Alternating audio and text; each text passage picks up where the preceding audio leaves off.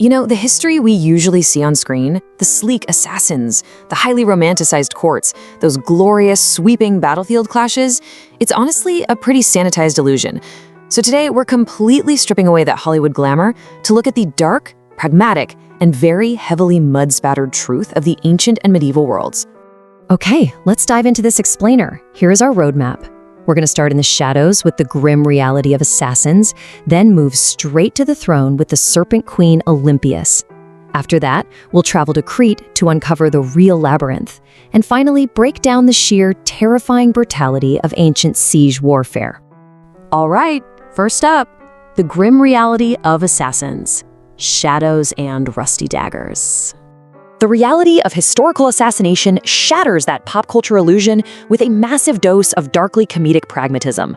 You definitely weren't some mysterious martial arts master trained in a mountaintop temple. Nope, you were a desperate peasant, a disgraced soldier, or maybe just an ex-thief. And forget those incredibly cool retractable wrist blades, you had a rusty dagger that, frankly, probably still smelled like the last guy you stabbed with it. You were poorly equipped, completely untrained, and basically expected to perform absolute miracles with a spoon and a prayer.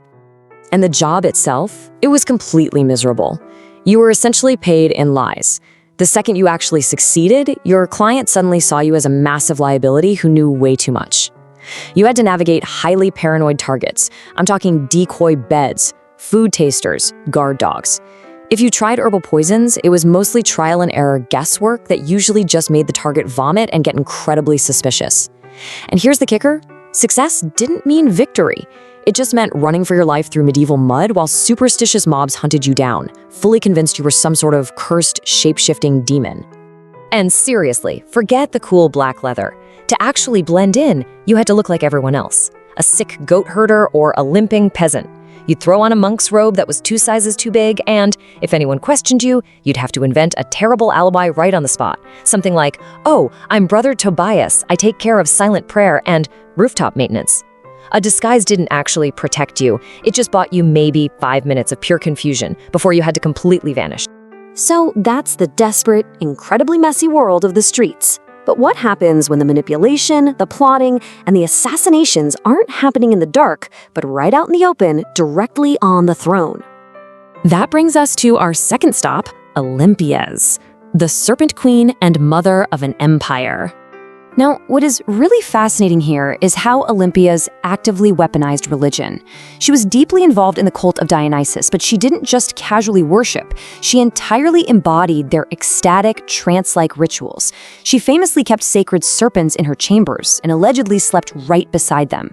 She brilliantly used this intense spiritual aura to build up a terrifying mythos, making both herself and her son, Alexander the Great, appear divinely touched and absolutely untouchable to their enemies.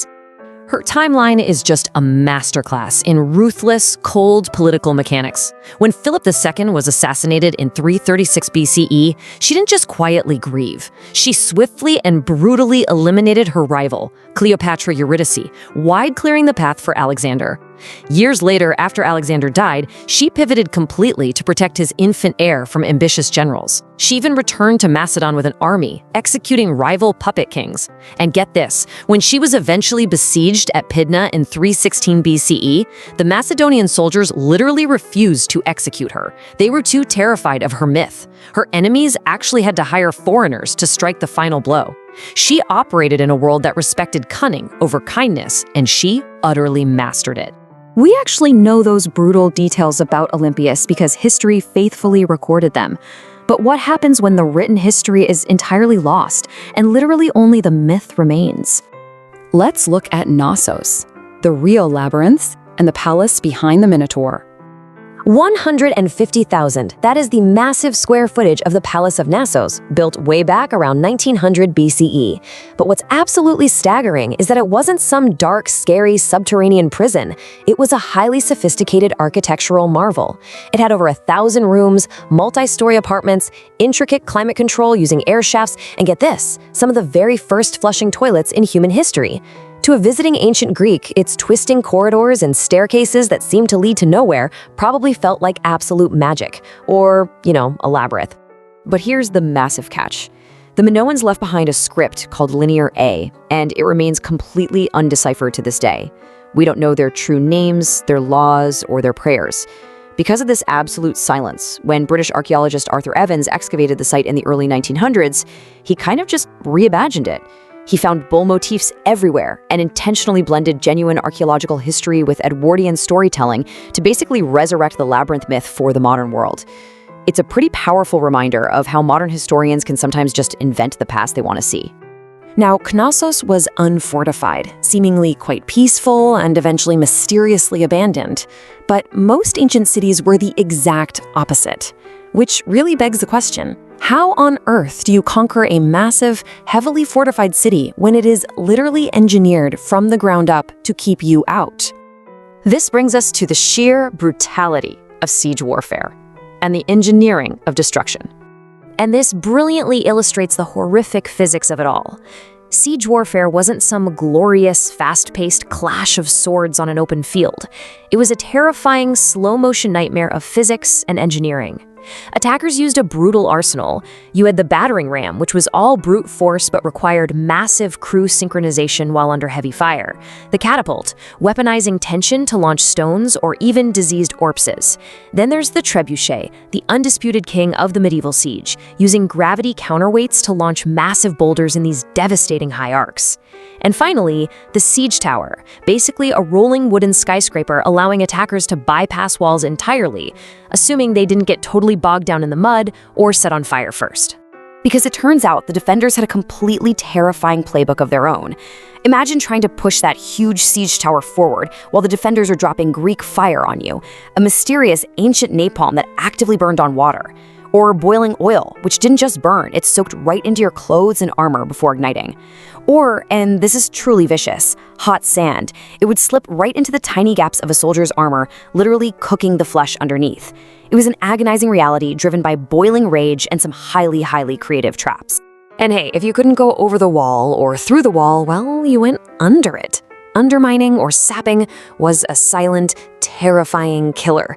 Attackers would literally dig hundreds of feet beneath a massive stone wall, prop up the heavy stone foundation with wooden timbers, pack that entire tunnel with highly flammable pig fat, and just light it on fire. When the timbers burned away, the entire stone wall above would just violently collapse. It was a slow, completely invisible tactic that proved absolutely no wall was truly impenetrable. Finally, let's look at the truth behind these myths. History stripped of its polish. So the absolutely crucial point to take away from this explainer is this. The actual mechanics of the ancient and medieval worlds were built on blood, mud, and pure, raw survival. From a desperate, terrified assassin hiding in a haystack, to Olympius engineering a ruthless, bloody path to the throne, to the surprisingly complex plumbing of Knossos, and the terrifying physics of a trebuchet. The true, unpolished story of history is infinitely grittier, but honestly, it is infinitely more fascinating than any Hollywood magic we've been sold. Which leaves us with one final, pretty massive question to think about.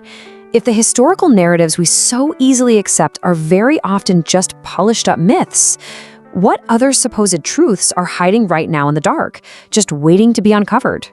Keep questioning the past, everyone. Thanks so much for joining me on this explainer.